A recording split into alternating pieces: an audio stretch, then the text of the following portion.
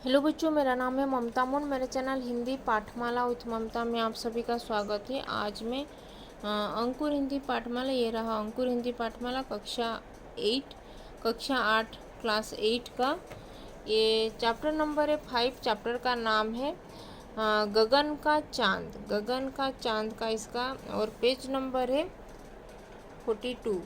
इसका आज मैं एक्सप्लेनेशन करूँगी।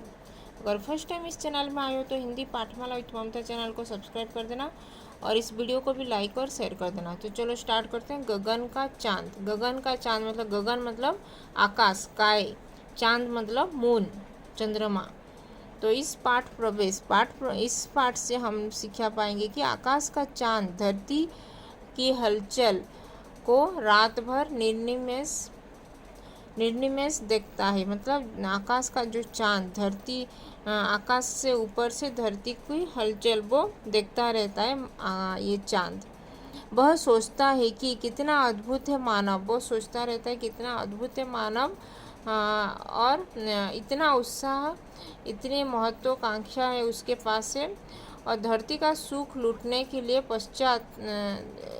के पश्चात ये स्वर्ग की ओर बढ़े चले आ रहे हैं। ये धरती का ये ये आश्चर्य सब ये भोग करने के बाद फिर वो स्वर्ग प्राप्ति करने के लिए ये स्वर्ग को भी बढ़ते चले आते हैं बोल के गगन का चांद सोच रहा है। वो कितना लकी है मनुष्य बोल के वो सोच रहा है। रात यूँ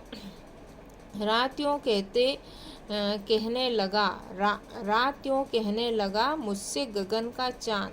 रात से ये कहने लगा, गगन का चांद रात को कहने लगा, आदमी भी क्या अनोखा जीव होता है। आदमी मतलब मनुष्य कितना अनोखा मतलब बहुत ही अजीब प्राणी होता है। उलझने अपने बनाकर आप ही फंसता। वो उलझने मतलब उसकी ही परेशानी, उलझने मतलब परेशानी, उसकी परेशानी वो अपने आप ही वो बनाता है और उसमें ही वो फंसता जाता है। और फिर बेचैन हो जगता न सोता है। और फिर वो जो खुद अपने आप की उलझने वो बढ़ाता है, अपने आप की परेशानी वो अपने आप ही बढ़ाता है अपना जीवन में। और फिर वो बेचैन होकर ना सो पाता है ना जाग पाता है, किसी को सोने देता है। जानता हूँ मैं कि जानता है तू कि मैं कितना पुराना हूँ। जानता तू क्या? वो गगन को पूछ रहा है, गगन को बोल रहा है चंदा कि चांद बोल रहा है कि मैं कितना पुराना हूँ, तू क्या जानता है? आकाश बोल के वो पूछ रहा है। मैं देख चुका हूँ मनु को जन्मते मरते। मैं देख चुका हूँ मनु जो फर्स्ट ये मनुष्य जो यहाँ पे पृथ्वी पृष्ठ में जो अवतर किया था, मनु को भी मैं देख चुका हूँ। बहुत पुराना देख के आया हूँ, मैं बहुत पुराना हूँ, चंद्रमा बोल रहा है।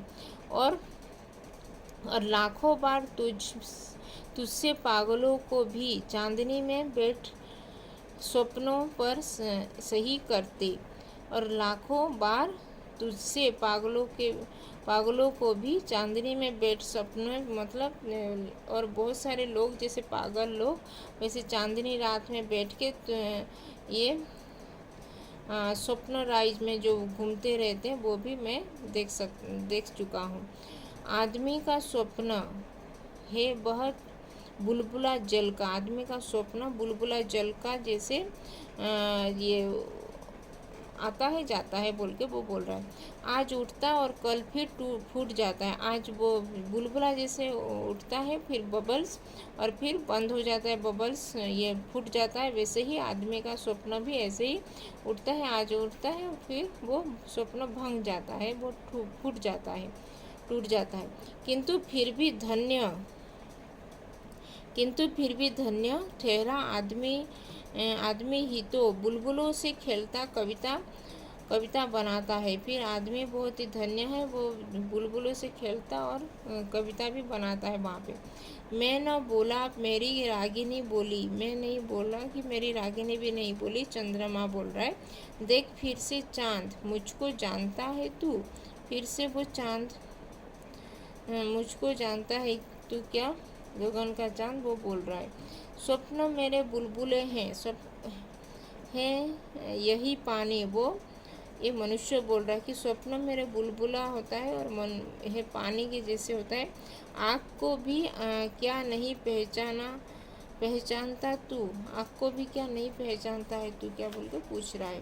तो यहाँ पे जो शब्द के अर्थ है, अनोखा यानी कि अजीब, उलझन यानी कि परेशानी, सही करना यानी कि हस्ताक्षर करना। अभी पेज नंबर 43 का करेंगे।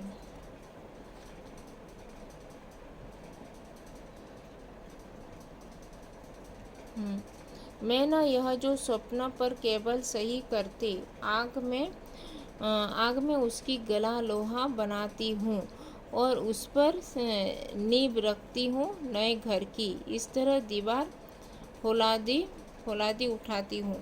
नींव मतलब बुनियाद जो बोलते हैं, फौलादी मतलब लोहा के भांति मजबूत होना। मनु नहीं मनु पुत्र है यह सामने, जिसकी मनु नहीं है मनु का पुत्र है ये सामने।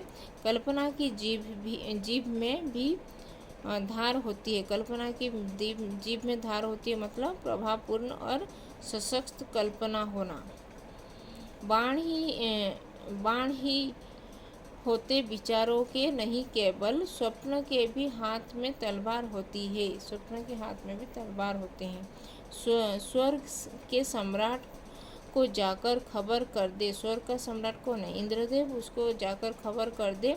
रोज ही आकाश बढ़ते जा रहे हैं वे, रोकिए जैसे बने इस स्वप्न बालों को, रोक लीजिए इस स्वप्न बालों मतलब मनुष्य को, स्वप्न बालों को मनुष्य को रोक लीजिए। स्वर्ग को ही और बढ़ते आ रहे हैं, वो स्वर्ग को ही यहाँ पे स्वर्ग के साइड में ही बढ़ते आ रहे हैं बोल के इनको रोक लीजिए बोल के लिखा गया। तो ये था रामधारी सिंह दिनकर जी के द्वारा रचित गगन का चांद। और इसमें कुछ शब्द के अर्थ दिए गए हैं। नींव यानी कि बुनियाद, फौलादी यानी कि लोहा, स्टील की तरह मजबूत होना, कल्पना की जीभ में धार होना मतलब प्रभावपूर्ण और सशक्त कल्पना होना, प्रभावपूर्ण और सशक्त कल्पना होना। स्वर्ग का सम्राट यानी कि इंद्रदेव। तो आज हम अंकुर हिंदी पाठमाला क्लास 8 का कक्षा 8 का ये पेज चैप्टर नंबर है 5 गगन का चांद, पेज नंबर 42 43। इसका आज मैं एक्सप्लेनेशन की। अगर इसमें कुछ डाउट है तो कमेंट में लिख सकते हो और अभी तक चैनल को सब्सक्राइब नहीं किया तो हिंदी पाठमाला विद ममता चैनल को सब्सक्राइब कर देना और इस वीडियो को भी लाइक और शेयर कर देना। तो धन्यवाद, थैंक यू। गगन का चांद।